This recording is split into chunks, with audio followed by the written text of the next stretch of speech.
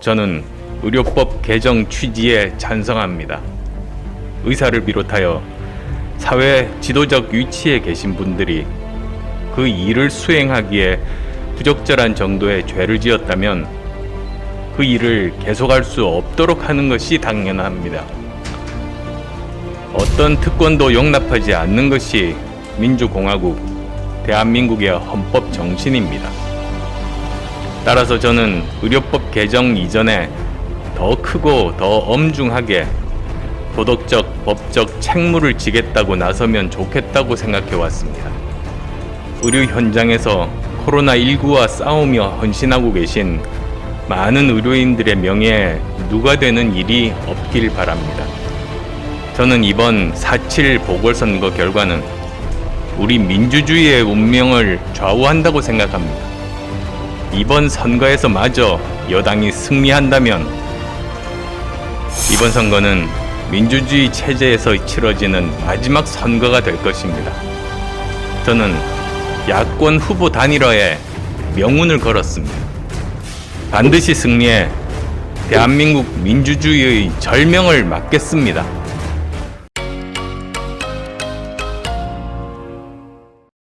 의료법 개정 논쟁이 뜨겁습니다. 코로나19로 의료진이 고생하고 있는 상황에서 지금 꼭 개정안을 밀어붙여야 하는지에 대해서는 많은 분들이 고개를 갸웃하고 있습니다. 이 정권의 행태상 어떤 숨겨진 의도가 있는지 궁금합니다. 그럼에도 저는 의료법 개정 취지에 찬성합니다. 의사를 비롯하여 사회 지도적 위치에 계신 분들이 그 일을 수행하기에 부적절한 정도의 죄를 지었다면 그 일을 계속할 수 없도록 하는 것이 당연합니다. 정치인이나 고위공직자, 그리고 변호사 등 전문직으로 사회적 선망의 대상이 되고 우월적 지위를 갖는 사람들은 사회 구성원들의 요구 이전에 스스로 도덕적 책임을 보다 엄격히 할 필요가 있습니다. 어떤 특권도 용납하지 않는 것이 민주공화국, 대한민국의 헌법 정신입니다. 의사는 사회적으로 선망받는 직업이지만 의사도 국민의 한 사람입니다. 따라서 저는 의료법 개정 이전에 더 크고 더 엄중하게 도덕적, 법적 책무를 지겠다고 나서면 좋겠다고 생각해 왔습니다.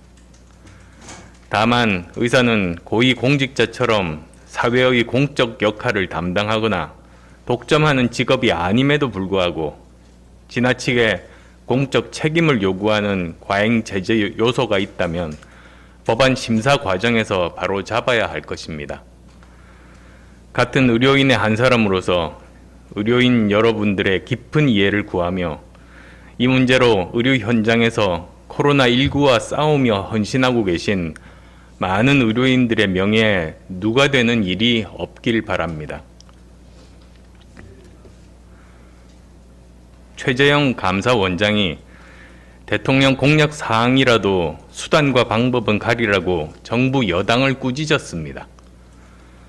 민주주의 소양 자체가 부족한 이 정권 사람들은 이 말이 무슨 뜻인지 이해하기 어렵겠지만 100번 옳은 말씀이고 지적입니다. 한마디로 정책 입안과 집행 과정에서 절차적 민주주의를 따르라는 겁니다. 절차적 민주주의 없이 실질적, 내용적 민주주의가 구현될 수 없습니다. 절차적 민주주의가 진짜 민주주의입니다.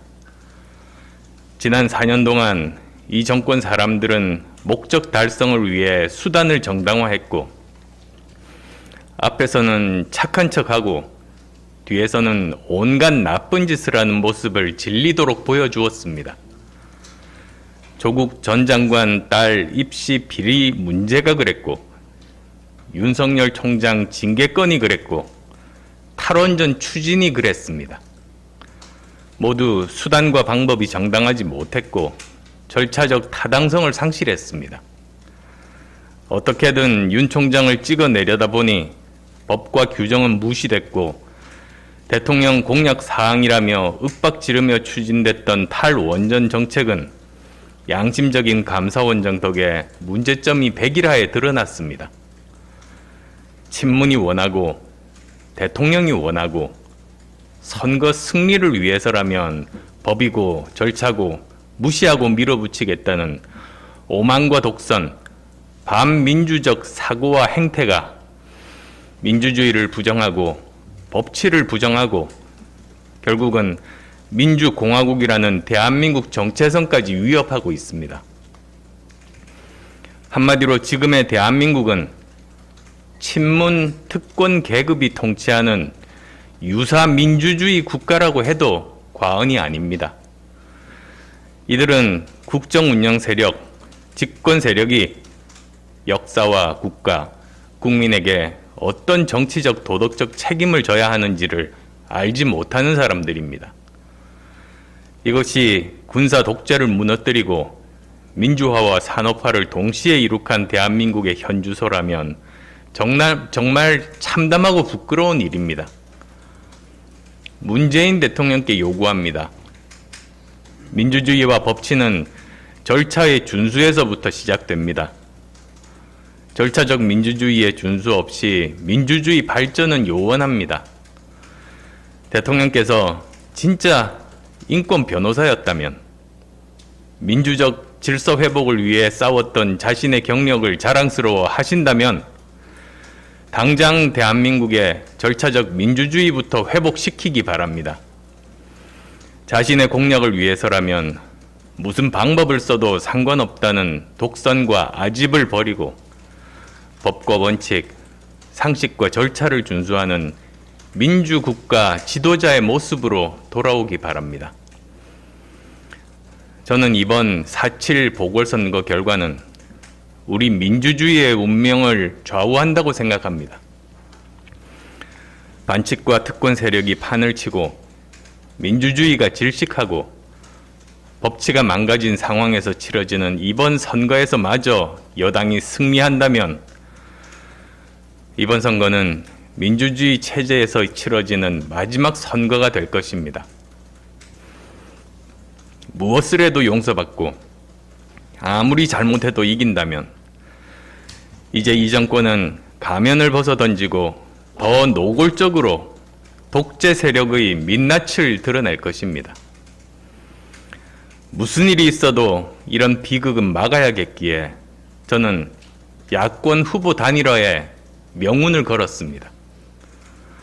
반드시 승리해 대한민국 민주주의의 절명을 막겠습니다. 저는 오늘 이런 마음가짐으로 2차 토론회에 임할 생각입니다. 시민 여러분의 많은 성원 바랍니다. 마지막으로 한마디 하겠습니다. 지방의 사회적 거리두기 단계가 1.5단계로 하향되면서 지방에서 휴가를 보낸 후 수도권 전방 부대로 복귀하는 장병들이 자비로 코로나19 검사를 받아야 하는 황당한 일이 일어나고 있다고 합니다. 검사비가 9만 원에서 15만 원까지 해서 가슴앓이, 소갈이를 한다고 합니다. 나라 지키기 위해 군대 간 장병들이 부대 복귀하려고 한 달 월급의 4분의 1이나 들여서 자비로 코로나19 검사를 받는 것이 과연 온당한 일입니까? 국방부 및 방역당국에서 적절한 조치를 통해 장병들이 이런 불합리한 일을 겪지 않도록 조치해 주시기 바랍니다.